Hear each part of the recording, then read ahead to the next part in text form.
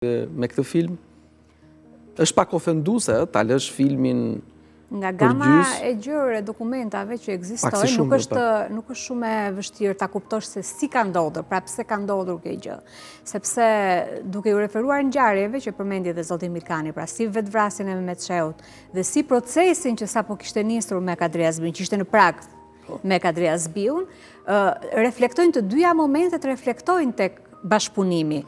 Pra, për shembull, po të shohim muajtja në për dokumenta, po të shohim muajtja janar, shkurt, mars të 82-shit, ka tension në letërkëmbime.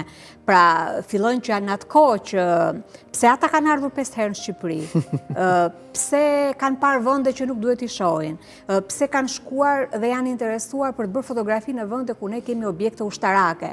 Pra, është një tension politike, kupton? Vete kemi fajne që i kemi. Po jo, thjesht kërkonin pretekst për t'i larguar sepse e shihnin tamam e shihnin si një situatë që duhet ishte larg syve të perëndimit. Ajo që po ndodhte në Shqipëri. Pra është komplet tension politik. Dhe e njëjta gjë ndodh edhe në fund të verës së 82-shit kur ishte gati procesi i dytë, pra kur bëhet procesi dhe pushkatohet Kadria Zbiu, Feçar Shehu, të Ministrisë Brendshme, grupi armiqësor i Ministrisë Brendshme, siç u quajt më vonë. Pra, janë të dyja këto momente që reflektohen edhe në dokumenta, sikurse ka momente që janë të qeta politike në Shqipëri dhe janë momente të qeta dhe edhe që reflektojnë edhe në bashkëpunime, pra, kur ata flasin për çështje profesionale, pra, duhet kemi aktor shqiptar për role të vogla dhe kë do të zgjedhim, se ishin menduar të kishte edhe aktor shqiptar në film. Roli Plakës Nic do ishte shqiptare, ishin disa momente të tjera mbaj mend një burr, më duket se është Ajbariu që ne e shohim pastaj në film tu. Me arbëresh të zëvendësuar. Kishin menduar dhe për rolet dhe flitej me detaje për këto bashkëpunime, pra se kush do të angazhojnë kinostudio, si qysh tek, sa di do ishin, duket edhe entuziazmi për t'u ofruar atyre kushte, pra që kinostudio t'u siguroj këtë, pra është një lloj entuziazmi në ca momente ku që ata e shfaqin.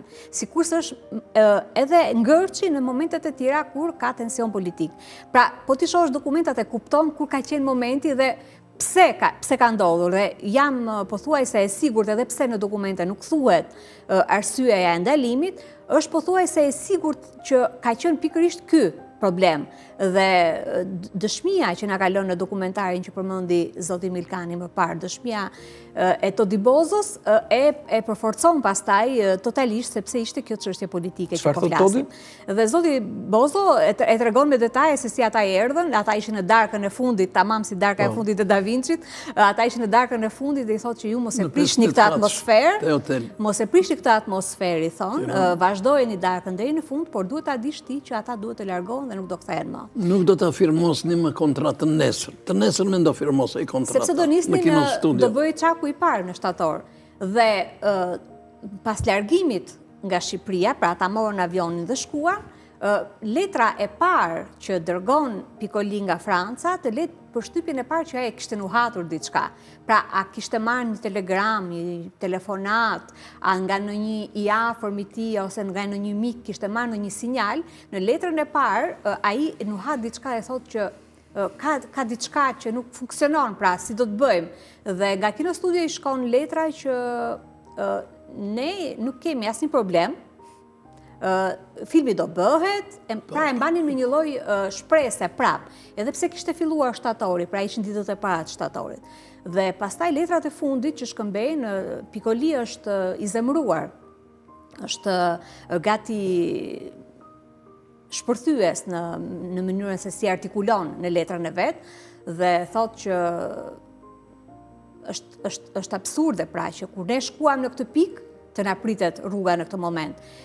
Pse ai ishte kaq i shqetësuar? Është kjo që tha zoti Milkani më parë, ata kishin një kontratë që ishte me miliona dollar në atë moment. Duhet të respektoheshin datat të gjithë shko. Datat, kontratat me gjithë njerëzit e kontraktuar që do merrnin pjesë në film, pjesa teknike, por dhe pjesa artistike dhe artistët.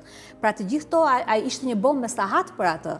Dhe zgjidhja që gjeti Tovoli ishte ndoshta e vetmja zgjidhje që mund t'i shpëtonte ata nga kjo katastrofë financiare Edhe palen italianë dhe palen franceze që ishin në këtë koproduksion. Zotë Milkani, po ju nuk ishit i shqetësuar paka shumë në një farë mënyre që po shoqëroheshit me këta të huajt? E kishit një lloj frike? Në mënyrë absolute jo, përderisa kisha garanci nga Kino Studio që më kishin kërkuar këtë zyrë dhe kisha edhe një tjetër që ishte bashkë me mua. Krijoa një miqësi dhe një konfidencë e veçantë dhe mund të flasim dhe për kuriozitete që i përmenda paka shumë në atë takimin e parë, që unë i them Michel Picolis në mbrëmje në Hotel Turizmi në Korçë, që këtu dhe thash, në Korçë ka 620 ushtarë francezë të rënë gjatë luftës të parë botërore, ku janë ca voreza që i paguan ose i kujdes shteti francez. Gjithmonë ka pas një baçevan, edhe në kur ishim të vegjël shkonim te francezët, i shikonim që ishin me lule, me gjera që kujdeseshin për atë vorez, 620 me emra francezësh dhe afrikanësh, që luftuan, që qëndruan për 4 vjetë në Korçë. Po, që ishin kolonie. Dhe që u plagosën, u vranë ose u smurën, suan së mundi. Dhe i them Michelit, a do të vizitosh? Dhe Micheli, unë jam i bindur që kishte shumë kujdes, mos ishte jo provokimi im, po mos ndodhte ndonjë gjë që të theshte dikush të lajmëron të Tiranën, që pati kë, që pun ka kë me vorezat franceze. Në mëngjes, mbasi u mendu, më tha, a shkojmë një qikë të voreza?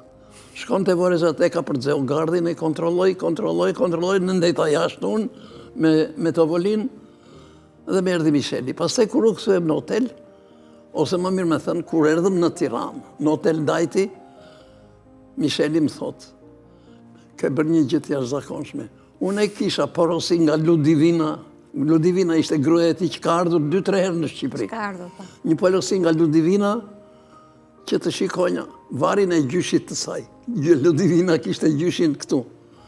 Prandaj më falenderoj dhe unë i thash dhe një gjë tjetër. Po ti je kineast i njohur, ti je aktor i shkëlqyer. Pse nuk shkon në ambasadë franceze? Se ne shqiptarët kur shkonim jashtë shtetit do paraqiteshim në ambasadë se s'bën. Edhe ai tha, po s'kam punë në ambasadë. Po jo, do t'ju bësh qefin, tha. Të nesërmen prap, erdhi më përqafoj.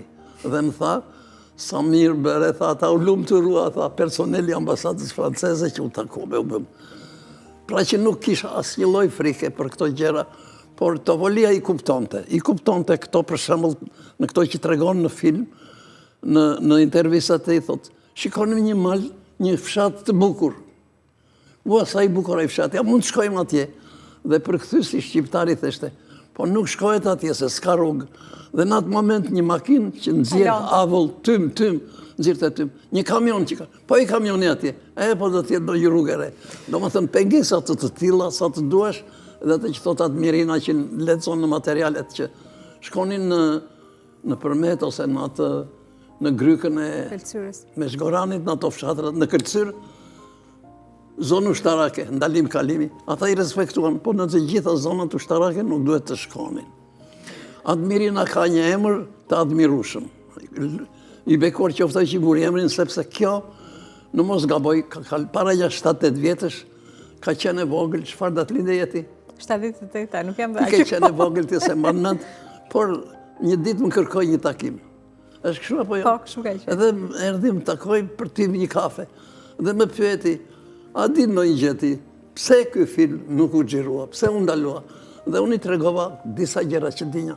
Po kjo me mençurinë e saj dhe me vullnetin e saj është, ta them sinqerisht, për t'u admiruar, sepse nxori një mal me dokumenta nga arkivi shtetit dhe aty zbulohet e gjithë çmenduria e sistemit që edhe deshte dhe s'deshte botën. Që ishte një vend i izoluar dhe një vend absurd me shumë telashe, pavarësisht se ne i kemi pritur me shumë dashuri.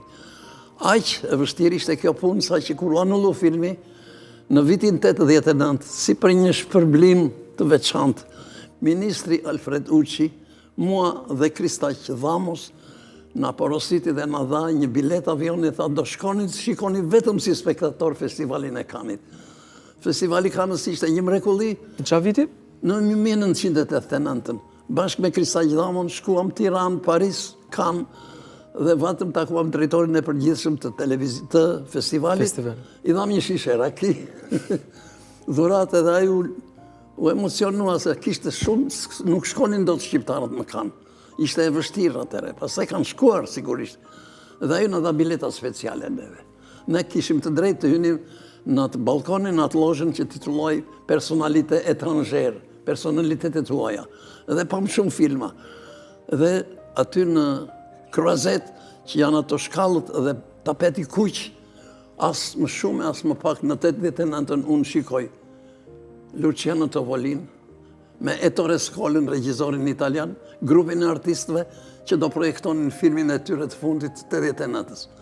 Besoni, mos besoni, unë skuqa. I thash Kristaqit, dhamos, Luciano, aman mos na shikoj.